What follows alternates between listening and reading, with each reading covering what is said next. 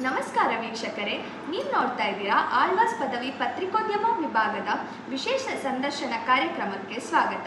ನಾನು ಶ್ರೀವಲ್ಲಿ ಸೈದೂರ್. ಈಗ ನಮ್ಮೊಂದಿಗಿದ್ದಾರೆ ಬರವಣಿಗೆಕಾರರು ಮತ್ತು ಕವಯಿತ್ರಿಗಳಾದ ಅನಿತಾ ಶನಾಳ್ ಅವರಿಗೆ ಸ್ವಾಗತಗಳು.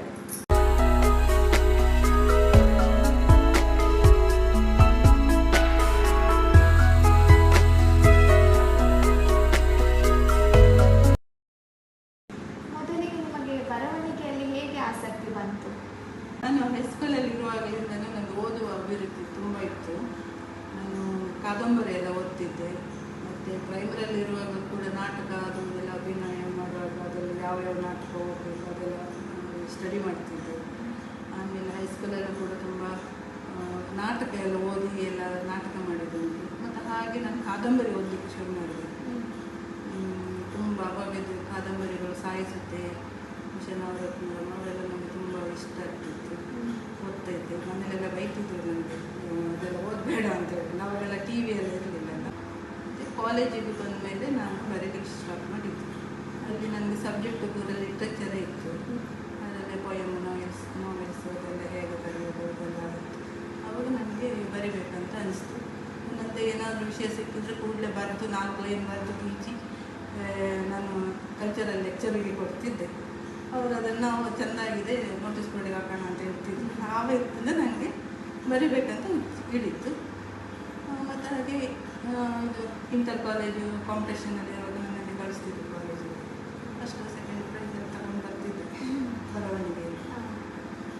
ಬರವಣಿಗೆಯನ್ನು ನಿಮ್ಮ ಹವ್ಯಾಸವಾಗಿ ಮೂಡಿಸಿಕೊಂಡದ್ದು ಹೇಗೆ? ನಿಮ್ಮ ಹವ್ಯಾಸವಾಗಿ ಮಾಡಿಕೊಂಡದ್ದು ಹೇಗೆ? ನಾನು ಅಂದರೆ ಕಾಲೇಜಲ್ಲಿ ನನಗೆ ತುಂಬ ಸಪೋರ್ಟ್ ಕೊಡ್ತಿದ್ರು ಎಲ್ಲರೂ ಕೂಡ. ಕವಿಗಳು ಕವಿತ್ರೆಯರು ಬಂದರು ಹಾಗೆಲ್ಲ ಹೇಳ್ತಿದ್ರಲ್ಲ, ಅವಾಗ ನನಗೂ ಸಹ ಖುಷಿ ಆಗ್ತಿತ್ತು. ಮತ್ತು ನನಗೆ ಕಾಲೇಜಿಂದ ನನಗೆ ಇದು ಯುವವಾಣಿ ಆಕಾಶವಾಣಿಗೆಲ್ಲ ಕರೀತಿದ್ರು. ವಸಂತ್ ಕುಮಾರ್ ಎಲ್ಲ ಇದ್ದರು ಅವಾಗ ನಿರ್ದೇಶಕರು. ನಾನು ಒಂದು ದಿವಸ ಚುಟುಕು ಬರೆದು ಆಕಾಶವಾಣಿಗೆ ಹಾಕಿದಾಗ ಬನ್ನಿ ರೆಕಾರ್ಡಿಂಗ್ ಅಂತ ಹೇಳಿದ್ರು.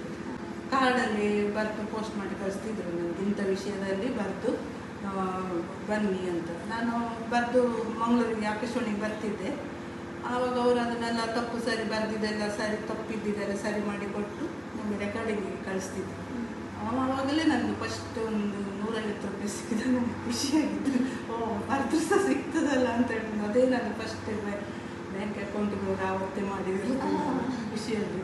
ಮತ್ತು ಇವಾಗ ವಾಟ್ಸಪ್ ಗ್ರೂಪಲ್ಲಿ ತುಂಬ ಸಾಹಿತ್ಯ ಚಟುವಟಿಕೆಗಳದ್ದು ವಾಟ್ಸಪ್ ಗ್ರೂಪ್ಗಳೆಲ್ಲ ಇದೆ, ಸಂಘಗಳೆಲ್ಲ ಇದೆ.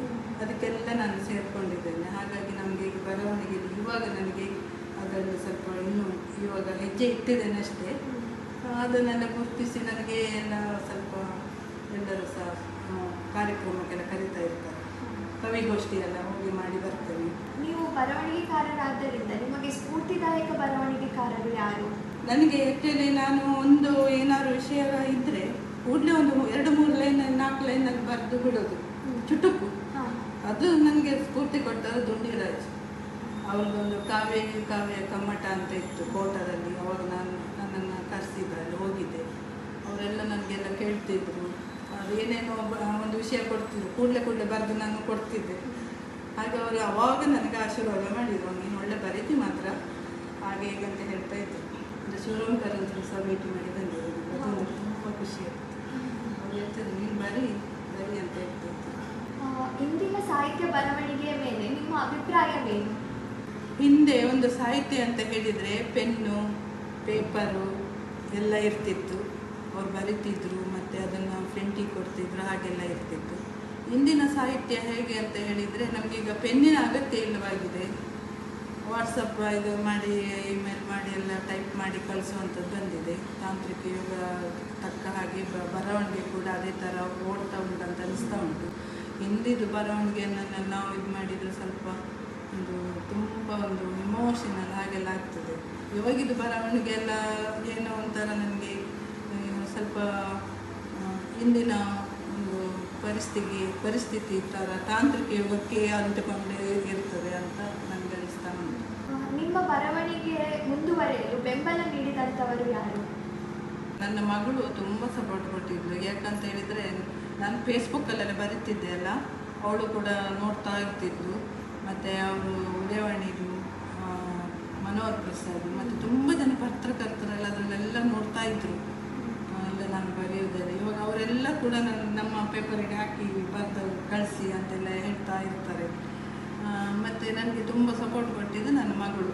ಅಂದರೆ ನಮ್ಮದು ಗೃಹ ಪ್ರವೇಶ ಆಗುವಾಗ ಅದು ಪುಸ್ತಕ ಸಹ ರಿಲೀಸ್ ಆಗಲಿ ಅಮ್ಮ ಅಂತ ಹೇಳಿ ಅವರು ಮನೋಹರ್ ಪ್ರಸಾದ್ ಹತ್ರೆಲ್ಲ ಮಾತಾಡಿ ಎಲ್ಲ ಪ್ರಿಂಟಿಂಗ್ ಎಲ್ಲ ಕೊಟ್ಟು ಎಲ್ಲ ಮಾಡಿದ್ದು ಅವಳೇ. ನಾನೇನು ಸಹ ಮಾಡಲೇ ಇಲ್ಲ, ಎಲ್ಲ ಅವಳೇ ಇದು ಮಾಡಿ ಕೊಟ್ಟಿದ್ದು.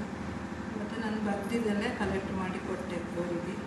ಆಮೇಲೆ ಅದು ಪುಸ್ತಕ ರಿಲೀಸ್ ಆದಮೇಲೆ ತುಂಬ ಎಲ್ಲರಿಗೂ ಸಹ ನಾನು ಒಂದು ಕವಿಯತ್ರಿ ಅಂತ ಗುರುತಿಸಿ